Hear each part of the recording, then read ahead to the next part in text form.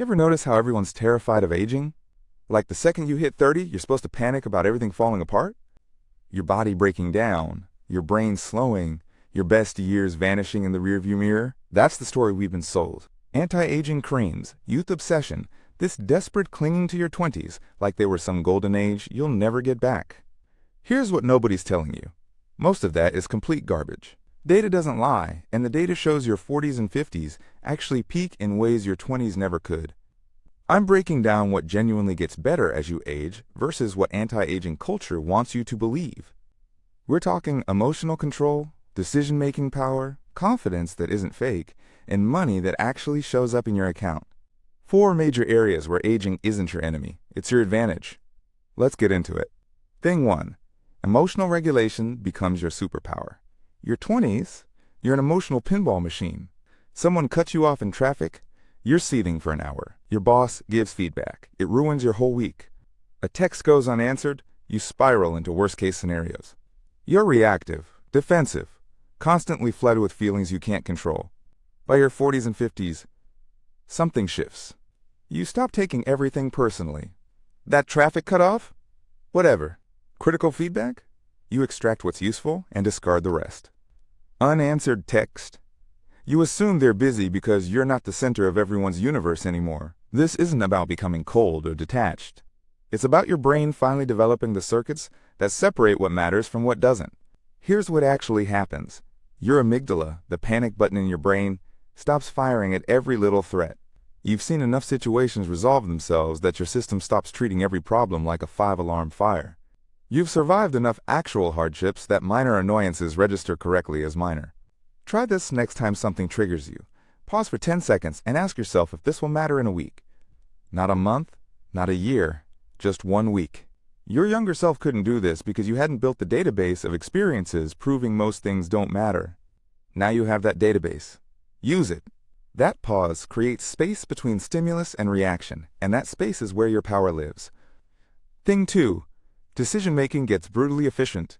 In your 20s, every decision feels massive. Which job? Which city? Which relationship? Which friend group? You agonize, you overthink, you change your mind 17 times. You're paralyzed by options because you haven't developed pattern recognition yet. Your 40s and 50s? You cut through options like a hot knife. You've made enough decisions to know what matters and what's just noise. You've seen enough outcomes to predict what works. You stop wasting time on decisions that don't deserve it. Here's the shift. You develop what looks like intuition, but is actually compressed experience. You walk into a meeting and instantly know who's serious and who's performing. You hear a business pitch and spot the holes in 30 seconds. You meet someone new and gauge compatibility faster than you order coffee. This isn't magic. It's your brain running thousands of micro comparisons against every similar situation you've encountered. Young people call this being jaded. Wrong. It's being calibrated. You're not cynical, you're accurate. You've touched enough hot stoves to recognize them before you get burned. Stop second-guessing decisions in low-stakes situations.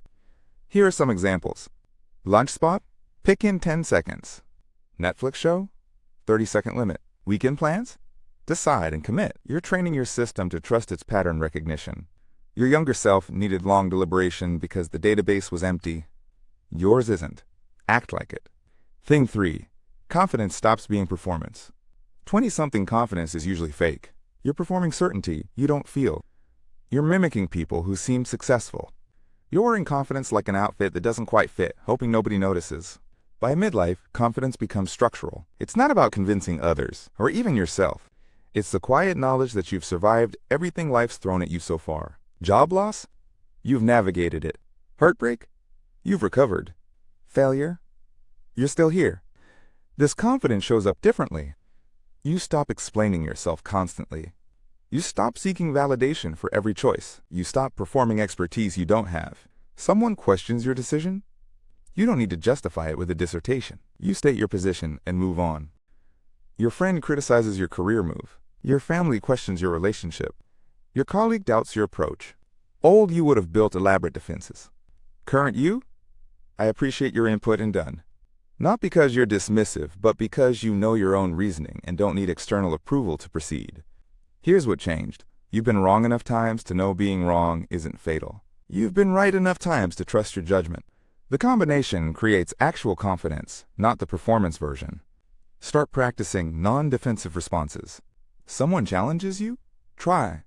That's an interesting perspective instead of mounting a defense. Watch how much energy you save when you stop treating every disagreement like a threat to your competence.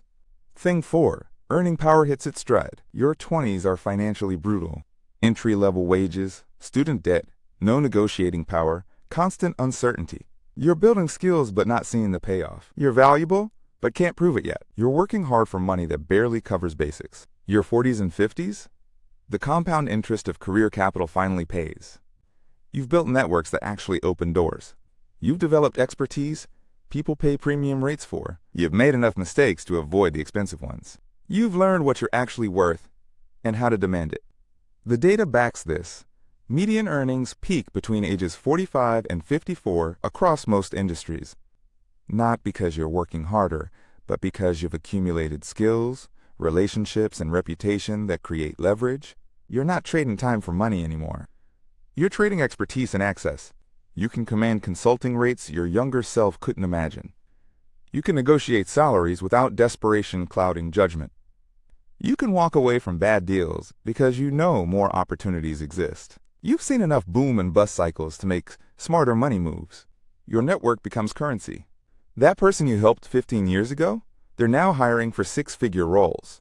That skill you casually developed, it's suddenly in demand. That reputation you built, it precedes you into rooms and negotiations. Stop undervaluing yourself based on age. If you're thinking I should take less because younger people are cheaper, you're missing the point. Companies don't pay for youth. They pay for problems solved. You solve problems faster and better because you've seen them before. Price accordingly. Why this matters right now. Anti-aging culture makes billions selling you fear. Fear that your best years are behind you. Fear that decline is inevitable. Fear that youth is the only currency that matters. This fear keeps you buying products, chasing procedures, desperately clinging to a decade that wasn't even that great. Here's the reality check. If you're approaching or past 40 and you're scared, you're looking at the wrong metrics. Yes, your skin changes. Yes, recovery takes longer. Yes, you can't party like you're 22. So what? Those aren't the capabilities that determine your quality of life. Emotional stability, sharp decision-making, genuine confidence, and financial leverage, those are the actual game changers. Those determine whether you wake up stressed or calm, whether you make choices you regret or choices that compound, whether you're desperate or selective, whether you're surviving or designing your life.